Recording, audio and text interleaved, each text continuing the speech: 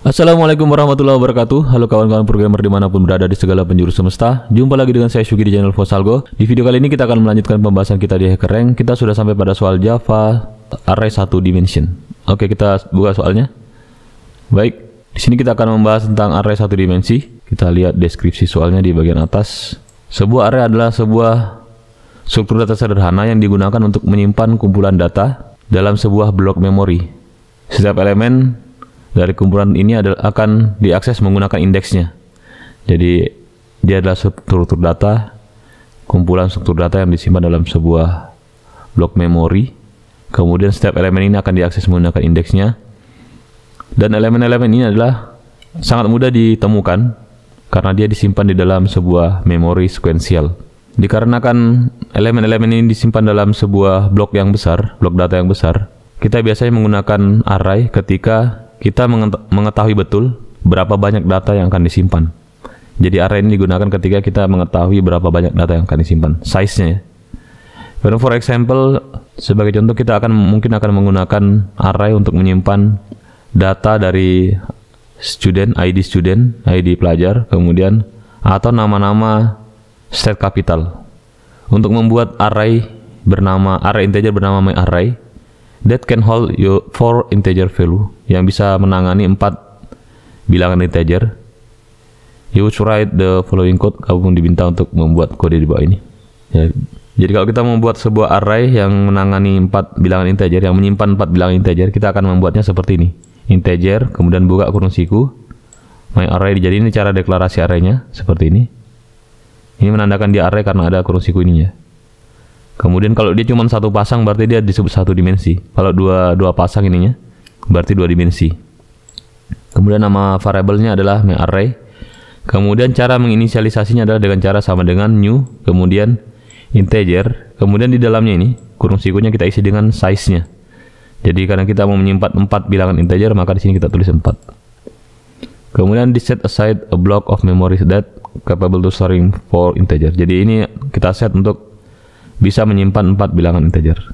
Setiap bilangan integer di dalam sel ditandai dengan sebuah indeks yang unik ya. Jadi dia setiap elemennya nanti akan punya indeks yang unik dari 0 sampai 1 dikurang 1, 1 less than size of array. Jadi nanti dia setiap elemennya akan punya indeks dari 0 sampai panjang array dikurang 1 ya.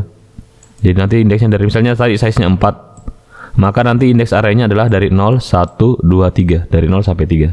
Itu indeks arraynya. Oke.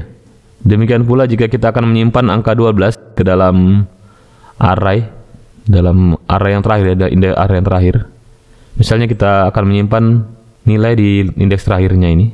Nilai 12 di indeks terakhirnya, maka kita akan menulisnya seperti ini. myArray, tulis indeksnya. Indeks ketiga sama dengan 12. Begitu pula kalau kita mau cetaknya seperti itu. Sistem out print, kemudian myArray, tulis indeksnya, indeks ketiga. Jadi yang ini, penulisan ini berbeda dengan ini ya. Kalau ini menyatakan inisialisasi bahwa dia akan di-set menjadi berukuran 4. Sedangkan yang ini adalah untuk mengakses indeks keempat ya. Tapi dia tulisnya 3 karena dia mulainya dari 0, 1, 2, 3. Jadi dia indeksnya dari 0, kemudian 1, kemudian 2, kemudian 3. Jadi kalau kita akses indeks ketiga ini berarti adalah yang kita akses adalah indeks yang terakhir. Oke, kemudian kita lanjut ke bawah. Kode di bawah ini, kode berikut ini menyimpan ya, atau mengakses indeks ketiga dari myArray yang bernilai 12. Jadi ini katanya catatan untuk di Java, dia indeksnya dimulai dari 0. Kemudian tidak semua bahasa pemrograman melakukan hal seperti ini. Jadi tentang indeks awalnya ini yang di Java dia dimulai dari 0, 1, 2, 3. Di bahasa program lain belum tentu menggunakan cara yang sama ya. Mungkin seperti Pascal, mungkin dia mulai dari 1, 2, 3, dan 4. Kalau di C++ sama dengan Java, dia mulainya dari 0, 1, 2, dan 3. Oke, kemudian tugas kita apa? Tugas kita pertama adalah membaca sebuah bilangan integer, kemudian menyimpannya sebagai variabel n yang menyatakan banyaknya integer yang akan disimpan. Jadi ini adalah size-nya. Jadi size-nya adalah n. Kemudian read n integer, baca sebanyak n bilangan integer corresponding A0, A1 sampai AN kurang 1 dari string save each integer to variable val. Jadi kita akan menyimpan variable val ini dari inputan, kemudian kita masukkan ke dalam array dia. Yang ketiga, attempt to print each element of an array integer name A. Jadi kita diminta untuk membuat array bernama A ya, size-nya adalah n. Kemudian write the following code in the unlocked portion of editor. Jadi ini kodenya sudah ada. Kita sisa melengkapi yang belum di lock ini, bagian yang di sini. Karena yang di atas ini sudah di lock, nggak bisa dirubah. Kita tinggal mengikutinya. Kemudian yang kedua, modify the code. Kita diminta untuk modify kode looping so that save each sequential value, sehingga dia bisa menyimpan urutan nilai berdasarkan lokasinya di array. For example, the first value must be stored. Sebagai contoh, nilai yang pertama kita masukkan akan disimpan sebagai A0. The second value must be stored in A1. Jadi ya, kemudian nilai kedua akan disimpan sebagai A1 dan seterusnya. Inputnya adalah sebuah bilangan n yang menyatakan size dari array. Kemudian sebanyak n baris berikutnya, i of n menyatakan sebagai nilai dari ai, elemen array ke i ya. Kemudian output formatnya adalah you are not responsible for print any output stdout. Jadi kita tidak punya tanggung jawab untuk mencetak output. Sudah dibuatkan ini, sudah ada perintah outputnya, kita tidak usah buat. Kemudian ya itu saja. Ini sampel inputnya 5, berarti nanti akan ada 5 elemen array, 1, 2, 3, 4, 5. Kemudian dicetak. Kita tidak perlu mencetaknya karena sudah ada di sini. Oke, kita akan membuat sebuah perintah untuk ini sudah ada untuk membaca integer n ya. Di sini kita buat saja size dari arraynya. Nama arraynya adalah integer, huruf kapital. Integer A, ini cara buat arraynya. Seperti ini. Nama arraynya A sama dengan new int, kemudian size-nya adalah n. Jadi size ini diinput dari keyboard tadi, titik koma. Kemudian kita gunakan looping for di sini. Kita bisa gunakan looping for